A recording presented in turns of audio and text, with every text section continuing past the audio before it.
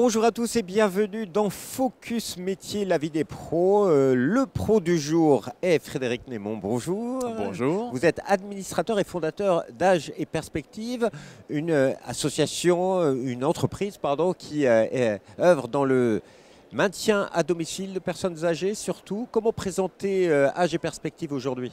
Alors, Âge et Perspective, c'est une entreprise que j'ai créée en 2006 à Lyon.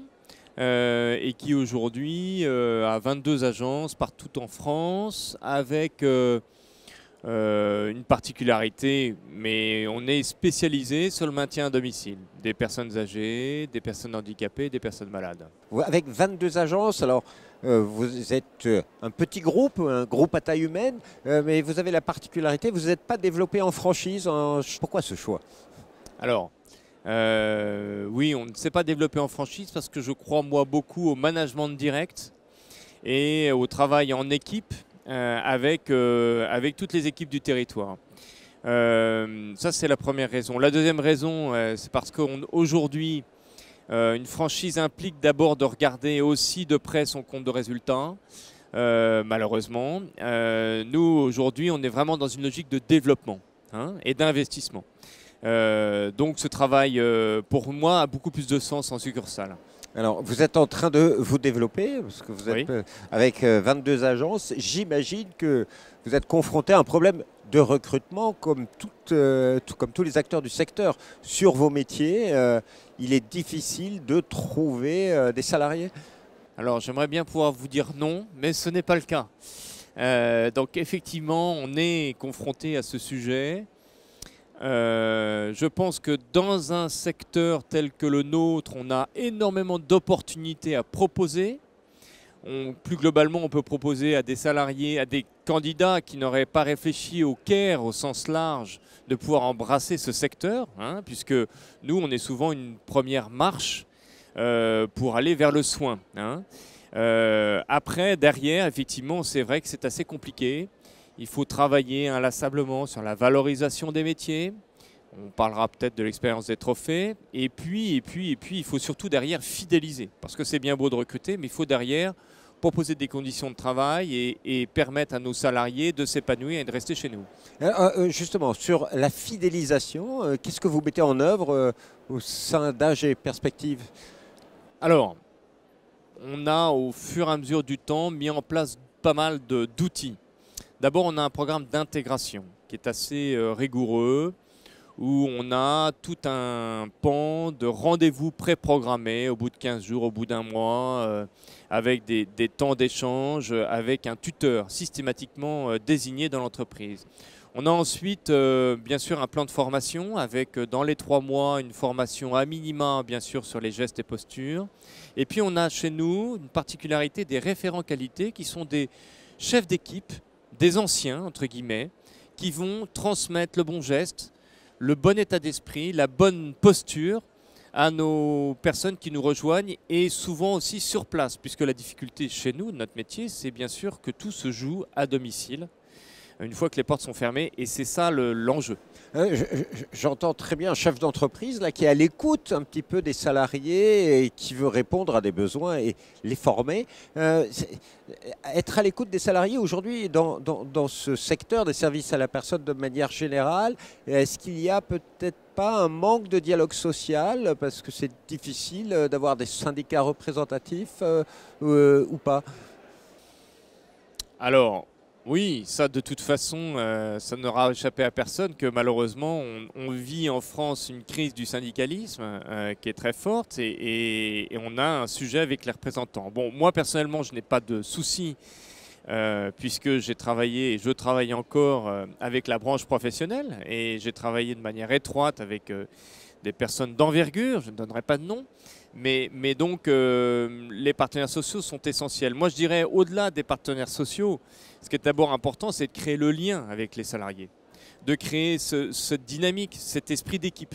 Et c'est ça qui fait qu'aujourd'hui, les personnes vont se dire je vais y réfléchir à 2 fois avant de partir, parce que je sens que je suis dans une entreprise à taille humaine. Voilà. Alors là, on parlait d'un enjeu, la fidélisation. Deuxième enjeu pour attirer des personnes sur vos métiers, c'est la valorisation de ces métiers. C'est vrai qu'en France, ils sont plutôt décriés, on s'en méfie, on dit qu'il y a de la pénibilité, de mauvais salaires. Comment les valoriser et qu'avez-vous fait notamment, vous êtes à l'origine des trophées des services à la personne. C'est un des moyens, la communication? Oui, oui, je pense qu'il faut inlassablement parler de nos métiers, dire que ce sont des beaux métiers, dire que ce sont des métiers de sens, dire que ce sont des métiers où on reçoit vraiment une vraie satisfaction dans une relation d'aide et de service, souvent exclusive, puisqu'on est au domicile. Hein, donc on est dans une relation 1 à 1, c'est encore autre chose qu'en établissement. Bien sûr que ce secteur et ces métiers ont des contraintes. Et ces contraintes-là, malheureusement, il faut effectivement essayer de, tout de moins, peut-être pas les gommer, mais au moins essayer de les amortir au maximum, en prenant en compte le salaire pour tous les temps de pause, les temps de trajet. Voilà, encore faut-il qu'on ait les moyens de le faire. Les temps de trajet, c'est un véritable enjeu dans le secteur. C'est un enjeu énorme. C'est-à-dire qu'aujourd'hui, comme vous dites, nos salariés sont assez dévalorisés, ce métier est dévalorisé, mais on nous demande de plus en plus des gestes de plus en plus techniques. On nous demande d'intervenir pour 1 heure de prestation chez une personne pour l'aider à faire sa toilette, puis ensuite une autre heure pour opérer des changes, puis ensuite préparer le repas, ce qui fait que dans une journée, vous pouvez avoir 3, 4 prestations, voire 5 prestations entrecoupées. Et c'est ça qui rend ce métier très difficile. Avec évidemment toutes les difficultés inhérentes d'aller d'un endroit à l'autre, etc. On arrive dans la période de froid, on se retrouve dans le froid, puis ensuite on est dans les salles de bain surchauffées, etc. Et avec toujours cette capacité à faire les bons gestes et avoir les bonnes postures. Une vraie responsabilité. Donc une vraie responsabilité. Et justement, par exemple, il y a énormément de tentatives d'améliorer la proximité d'intervention pour réduire les temps de trajet. Mais quelles sont les solutions qui peuvent être imaginées, que vous auriez imaginées pour prendre en compte ces temps de trajet, peut-être comme du temps de travail ou pas? Alors, oui, on peut le dire. C'est pas un gros mot de la part d'un chef d'entreprise de dire qu'il faudrait payer ces temps en temps de travail.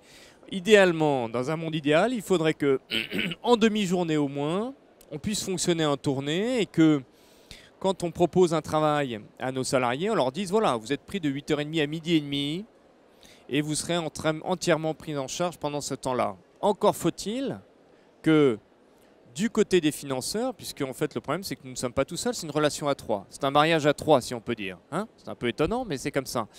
Il faudrait que nos financeurs, c'est-à-dire les départements, acceptent de payer toutes ces intervacations ou ces temps de trajet.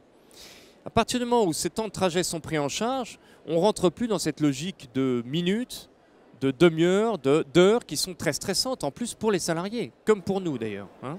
Donc finalement, il y a un petit appel à faire au niveau des pouvoirs publics, des politiques, pour vraiment se préoccuper de ce secteur qui aujourd'hui est capital et qui demain le sera encore plus. C'est très clair. Alors, petit appel, ça va être un gros appel du pied. C'est évident qu'il faut mettre des moyens sur la table, mais on ne demande pas des moyens pléthoriques. Mais c'est évident qu'il faut mettre ces moyens pour pouvoir avoir des conditions de travail qui soient beaucoup plus acceptables. 85% des personnes âgées veulent vieillir et veulent finir chez elles. Donc ce ne sont pas des statistiques qui sortent de nulle part, ça fait des années qu'on en parle. Donc on appelle de nos voeux effectivement à ce que le gouvernement se pose les bonnes questions et investisse. Aujourd'hui, ce qui se passe, c'est que pour pallier tout ça, on cache un petit peu la misère, on va s'appuyer sur les aidants familiaux, on va faire porter aux entreprises ou aux salariés des temps qui devraient être payés, etc. Aujourd'hui, je pense qu'il faut faire table rase et mettre les choses aux bons endroits. Pour terminer, puisque l'émission arrive à son terme, alors si vous voulez en savoir plus sur Âge et Perspective, vous allez sur le site internet ageetperspective.com.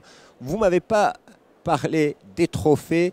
Que devons-nous dire? Je sais que vous avez une auxiliaire de vie, Aimée, qui a eu le trophée régional. Le premier prix, tout à fait. Le premier prix. C'est quelque chose qui est à suivre chaque année. C'est des belles histoires.